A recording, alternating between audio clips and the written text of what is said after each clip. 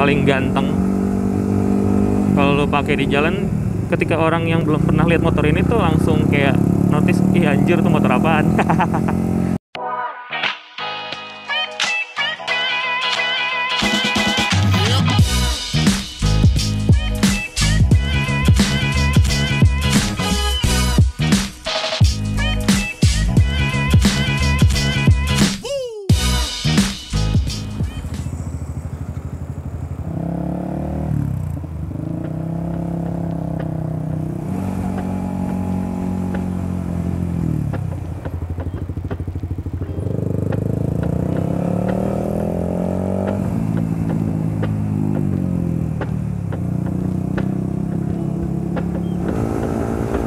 Assalamualaikum warahmatullahi wabarakatuh.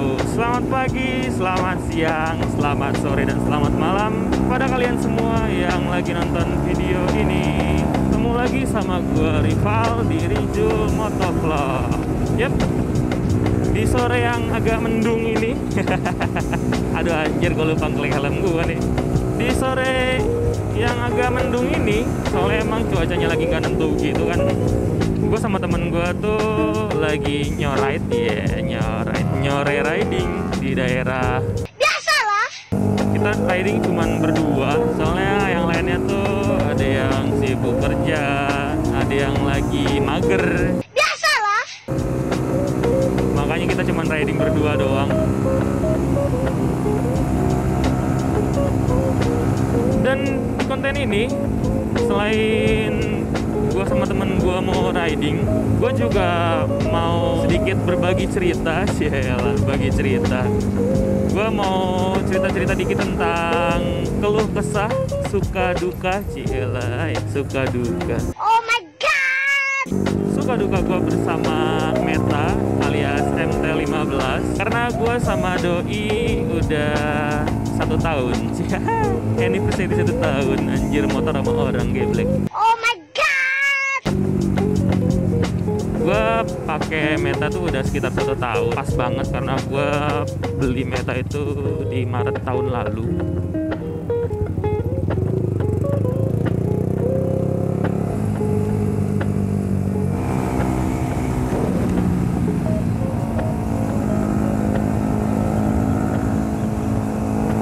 Balik lagi ke soal impresi gue selama 1 tahun ini bareng-bareng si MT15. Overall sih jujur gue pakai Meta itu kan harian gitu kan, setiap hari gue pakai kerja, terus mobile kemana-mana gitu kan, entah main atau ya ada urusan lainnya tuh gue selalu pakai Meta. Gue nggak pernah ganti-ganti motor. Ya sebenarnya ada sih di rumah Aerox, cuman nggak tahu, gue males aja gitu pakai Aerox. Mungkin karena gue udah jatuh cinta sama Meta sih.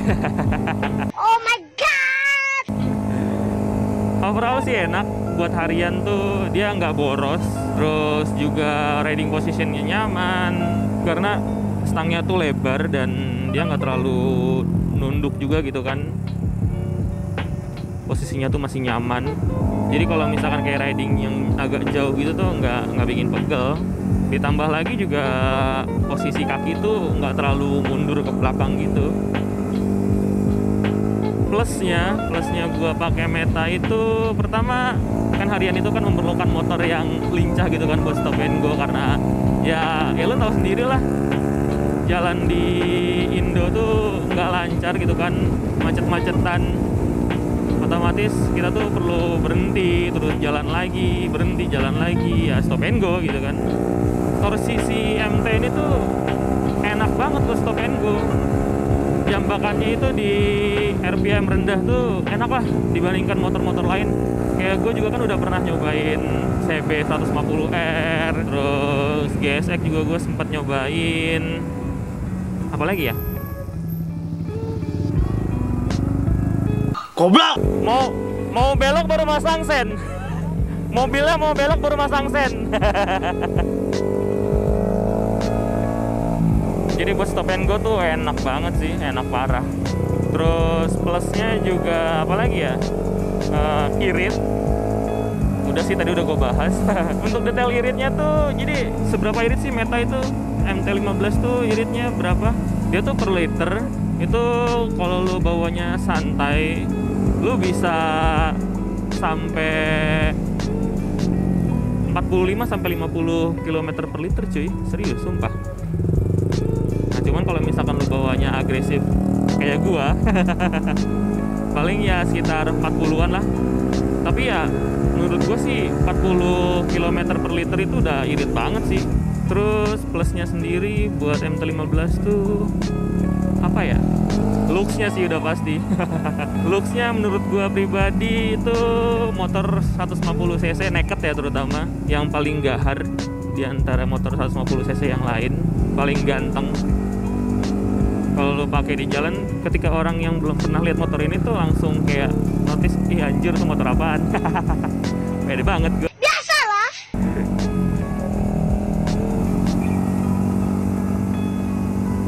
Itu kan untuk kelebihannya gitu kan. Cuman ya selain kelebihan ya namanya benda gitu kan, ya apapun sih sebenarnya pasti ada kelebihan, ada kekurangannya juga gitu kan.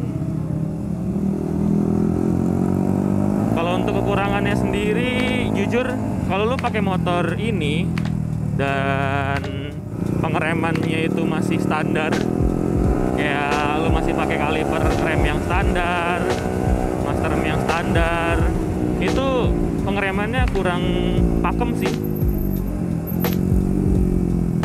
Nggak tahu sih ini gua aja yang ngerasain atau pengguna MT-15 yang lain juga ngerasain.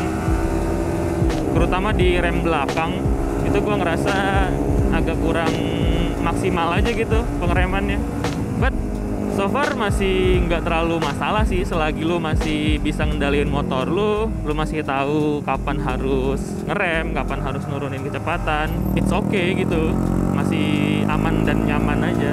Cuman mungkin bakal berasa lebih oke lagi kalau pengeremannya pakai yang aftermarket.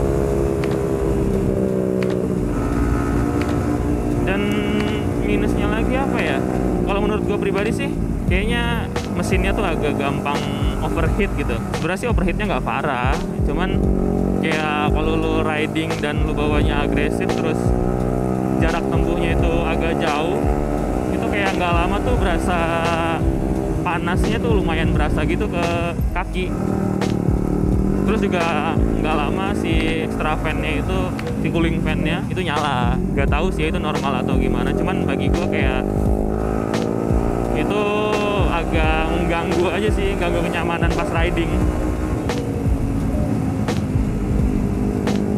Dan menurut gue pribadi juga kayaknya plus minusnya MT-15 tuh masing-masing orang beda-beda sih.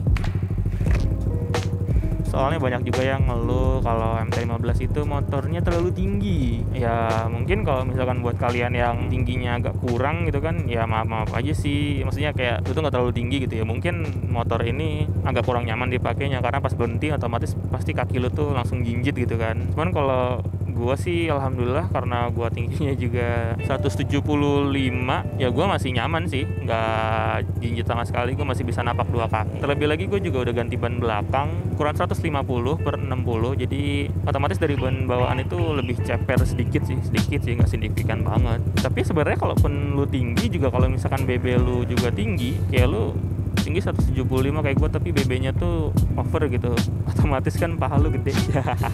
Itu bakal bikin lu jinjit juga sih. Ya seperti gue yang bilang tadi aja gitu, baik ke masing-masing lagi sih plus minusnya. Cuman sejauh ini yang gue rasain selama setahun pakai MT-15, it's good, enak banget. Dan mungkin saran gue kalau misalkan kalian pakai motor ini dan mau enak terus tarikannya, mau mesinnya nggak rewel, ya intinya perawatannya sih rutin aja gitu. Kayak perawatan ganti oli or kampas rem sih itu lebih ke braking gitu kan. Sini ganti oli, terus bersihin filter. Sebenarnya kalau bersihin filter nggak perlu setiap bulan sih, itu bisa beberapa bulan sekali tergantung lo pemakaiannya jauh apa enggak. Kalau gue sih biasanya ngebersihin filter sama servis injeksi per 5.000 km sih. Dan kalau ganti oli sih gue di angka 2000-an kilometer itu gue baru ganti lagi.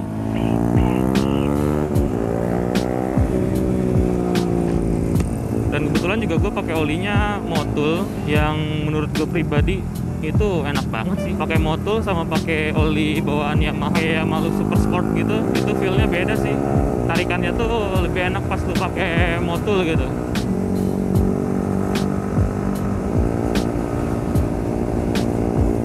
masalahnya apa lagi ya? Kayak minusnya gitu di motor ini. Oh, satu hal mungkin sih yang gua rasa itu beberapa rider MT-15 tuh ngerasain juga, terutama buat rider yang tinggal di daerah yang jalannya tuh kurang mulus.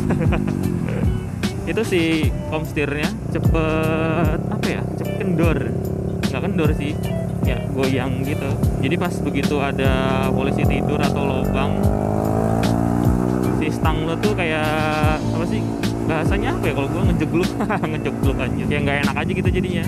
Dan ketika lu coba kencengin lagi ke bengkel, itu nggak lama pasti bakal agak goyang lagi sih. Saran gue buat yang pakai MT-15, mungkin ketika lu ngerasa komstir lu udah nggak stabil, udah agak kurang enak gitu kan, dan setelah di servis masih begitu juga, lu ganti komstir, tapi jangan yang standar, jangan yang bawaan pabrik. Lu coba pakai komstir bambu, yang tipe bambu gitu kan, karena itu lebih solid, lebih rigid, lebih awet juga buat di motor lu. Tapi ya baik lagi, mau yang ada plusnya pasti ada minusnya gitu kan. Minusnya ya lu harus lebih ekstra sih ngerawatnya, kayak kalau nggak salah tuh mesti lebih sering dikasih pelumas biar dia tuh tetap awet.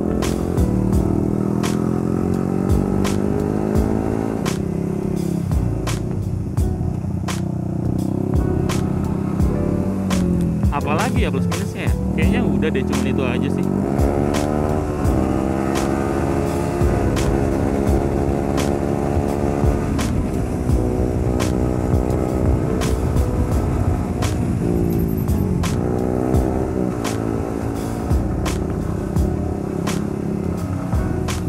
Mungkin sekian aja kali impresi gua, atau kayak pengalaman gua, suka duka gua pakai motor MT-15 selama setahun ini kurang lebih. Dan gua rasa sih setiap orang beda-beda sih ngerasainnya, si MT-15 ini kayak gimana, feel-nya kayak gimana. Pasti pengalaman rider MT-15 tuh beda-beda gitu kan, plus minusnya kayak gimana itu nggak mungkin sama. Saran gue sih ya, lu mau pakai motor apapun harus lu rawat gitu, kayak ganti oli ya, pokoknya kebutuhan-kebutuhan si motor tuh sebisa mungkin lu penuhin. Kalau ada yang harus diganti ya ganti, ya intinya perawatannya lah.